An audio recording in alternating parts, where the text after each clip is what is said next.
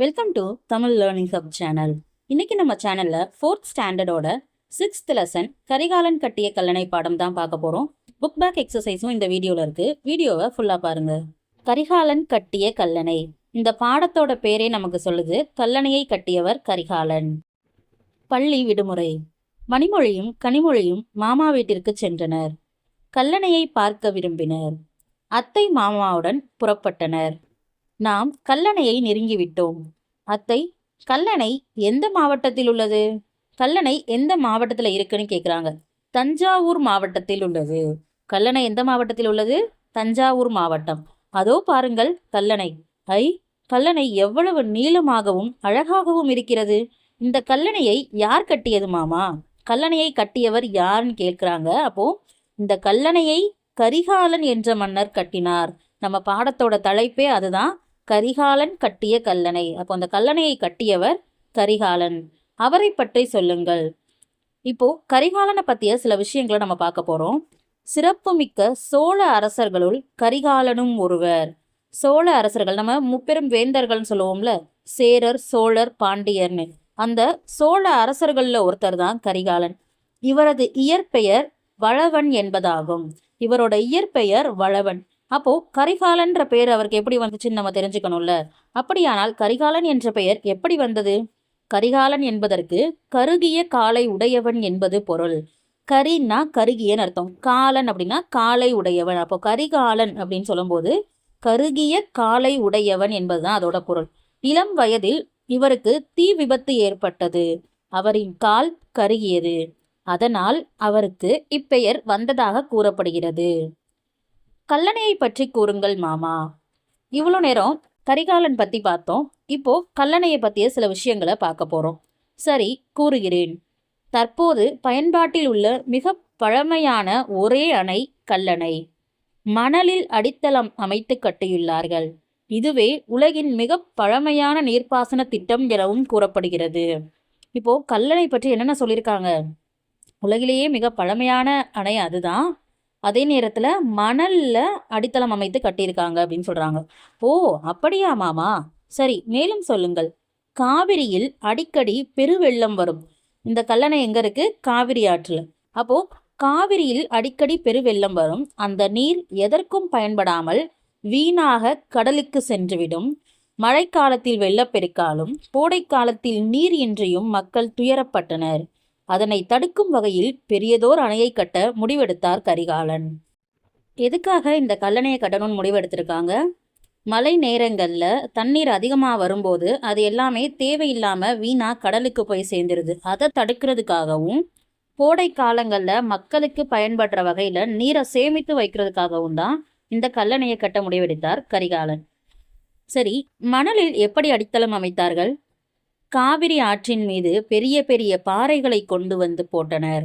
அந்த பாறைகள் நீர் அரிப்பின் காரணமாக சிறிது சிறிதாக மண்ணுக்குள் சென்றன. அந்த பாறையின் மேல் வேறொரு பாறையை வைத்து நடுவே தண்ணீரில் கரையாத ஒருவித ஒட்டும் களிமண்ணை பூசி இரண்டும் ஒன்றோடு ஒன்று ஒட்டிக்கொள்ளும்படி செய்தனர். பல நூற்றாண்டுகள் கடந்தும் இன்றளவும் உறுதியோடு நிற்கிறது கல்லணை. இது தமிழர்களின் கட்டுமான திறனை பறைசாற்றுவதாக உள்ளது. மணல்ல எப்படி அடித்தளம் அமைச்சிருக்காங்க? ஒவ்வொரு பாறையையும் அந்த தண்ணீருக்குள்ள போடும்போது அது நீர் அரிப்பின் காரணமா அந்த பாறை கொஞ்சம் கொஞ்சமா மண்ணுக்குள்ள மூழ்கிடுது. அப்போ அந்த பாறைக்கு மேல இன்னொரு பாறையை வச்சு ஒரு விதமான களிமண் வச்சு பூசி ரெண்டையும் ஒன்னா சேர்த்து கட்டியிருக்காங்க. இப்போ நம்ம எப்படி வீடு கட்டும் போது செங்கலும் இன்னொரு செங்கலும் ஒட்டுறதுக்கு சிமெண்ட் வச்சு பூசுறோமோ, அதே மாதிரி ஒரு பாறையையும் இன்னொரு பாறையும் நல்லா ஒட்டுறதுக்காக ஒரு விதமான களிமண்ணை பூசி அது ரெண்டையும் ஒன்னோட ஒன்னா ஒட்டியிருக்காங்க. அப்படி கட்டப்பட்ட இந்த கல்லணை பல நூற்றாண்டுகள் கடந்தும் இன்னைக்கு வரைக்கும் உறுதியோட இருக்கு. இதுதான் தமிழர்களோட சிறந்த கட்டுமான திறன்னு சொல்றோம். இவ்வளவு சிறப்பு வாய்ந்த கல்லணை உள்ளவரை கரிகாலனின் புகழ் நிலைத்து நிற்கும். அடுத்தது மதிப்பீடு பகுதி. சரியான விடையை தெரிவு செய்து எழுதுவோமா? பெருவெள்ளம் இச்சொல்லை பிரித்து எழுத கிடைப்பது. பெருவெள்ளம்ங்கிறத பிரித்து எழுதுனோம்னா பெரிய பிளஸ் வெள்ளம். இதுதான் பதில், ஆப்ஷன் இ, பெரிய பிளஸ் வெள்ளம்.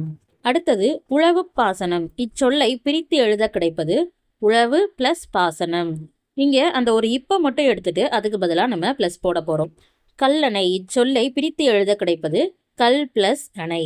சிறப்பு பிளஸ் மிக்க என்பதை சேர்த்து எழுத கிடைக்கும் சொல் சிறப்பு மிக்க. நீர் பிளஸ் பாசனம் என்பதை சேர்த்து எழுத கிடைக்கும் சொல் நீர்ப்பாசனம். இந்த இடத்துல நடுவில் இப்போ வரும், அந்த ப்ளஸ் எடுத்துட்டு நம்ம இப்போ போட போகிறோம். அங்கே ஏன் அந்த ஒற்றெழுத்து வரணும்னா இங்கே இருக்க இந்த ப்ளஸ்ஸுக்கு அடுத்து பா வருது அப்படிங்கிறதுனால கண்டிப்பாக அங்கே அதுக்கான ஒற்றெழுத்து, அதாவது அந்த மெய்யெழுத்து வந்து போடணும். ப்ளஸ்ஸுக்கு அப்புறம் க ச ட த ப இந்த வார்த்தைகள் வந்துச்சுன்னா கண்டிப்பாக அதுக்கு முன்னாடி அதுக்கான மெய்யெழுத்தை போட்டிருக்கணும். இதோட ஆன்சர் நீர்ப்பாசனம். அடுத்தது வினாக்களுக்கு விடையளிக்க. கரிகாலனின் இயற்பெயர் வளவன். இதை நீங்கள் அந்த என்னங்கிறத மட்டும் எடுத்துட்டு கரிகாலனின் இயற்பெயர் வளவன் ஆகும் அப்படின்னு எழுதிக்கலாம். இரண்டாவது கேள்வி, கரிகாலன் கல்லணையை கட்ட காரணம் யாது? நம்ம ஏற்கனவே லெசனில் பார்த்துருக்கோம்.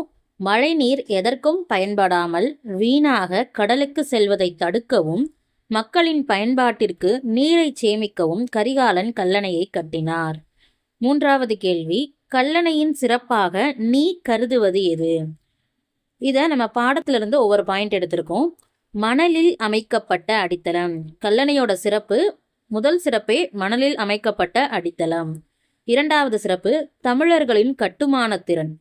அந்த கல்லணையின் மூலமா தமிழர்களோட கட்டுமான திறன் தெரியுது. மூணாவது உலகின் மிக பழமையான நீர்ப்பாசன திட்டம். உலகத்தோட மிக பழமையான நீர்ப்பாசன திட்டம் இந்த கல்லணை தான். அடுத்த பயிற்சி பொருள் தருக. இந்த கேள்விகளுக்கான பொருள், அதாவது மீனிங்கை நம்ம எழுத போகிறோம். துயரம் துன்பம், உறுதி வலிமை, நெருங்கிவிட்டோம், அருகில் வந்துவிட்டோம், கல்லணை கற்களால் கட்டப்பட்ட அணை. கல்லணை வந்து பாறைகளால் தான் கட்டியிருக்காங்க, அதனால தான் இதை கல்லணைன்னு சொல்கிறோம், கற்களால் கட்டப்பட்ட அணை. அடுத்தது சரியானதை எடுத்து எழுதுக. கல்லணை அமைந்துள்ள மாவட்டம்.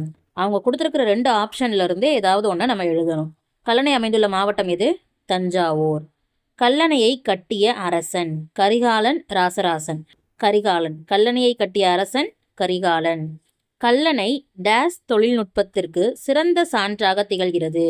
கல்லணை பல நூற்றாண்டுகளுக்கு முன்பு கட்டப்பட்டது. அப்போ கல்லணை பழந்தமிழர் தொழில்நுட்பத்திற்கு சிறந்த சான்றாக திகழ்கிறது. அடுத்த பயிற்சி சொல்லில் இருந்து சொற்களை உருவாக்குக. இங்கே நமக்கு 2 வார்த்தைகள் கொடுத்துருக்காங்க. ஒன்று நாகப்பட்டினம், இன்னொன்று திருச்சிராப்பள்ளி. இந்த வார்த்தைகளுக்குள்ள இருக்கிற எழுத்துக்களை மட்டுமே பயன்படுத்தி நீங்கள் புதிய வார்த்தைகளை, புதிய சொற்களை வந்து உருவாக்கணும். நாகப்பட்டினம் அப்படிங்கிறதுலேருந்து நான் சில வார்த்தைகளை உருவாக்கியிருக்கேன். நாகம், பட்டி, கணம், நாம், கடினம், பட்டினம். இதே மாதிரி நீங்கள் இன்னும் இதிலிருந்து நிறைய வார்த்தைகளை உருவாக்கலாம். படி, கடி, படிகம், நாடி, இந்த மாதிரி உங்களுக்கு என்னெல்லாம் தெரியுதோ அதே மாதிரி நீங்களும் பல சொற்களை இந்த ஒரு வார்த்தைக்குள்ளேருந்து உருவாக்கலாம். அடுத்தது திருச்சிராப்பள்ளி.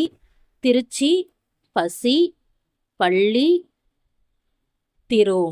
இதே மாதிரி ருசி, ராசி, இந்த மாதிரியான சொற்களையும் நீங்கள் இந்த வார்த்தைக்குள்ளேருந்து உருவாக்க முடியும். இந்த பாடத்தில் உங்களுக்கு வேறு ஏதாவது சந்தேகங்கள் இருந்தால் அதை கமெண்ட்டில் சொல்லுங்கள்.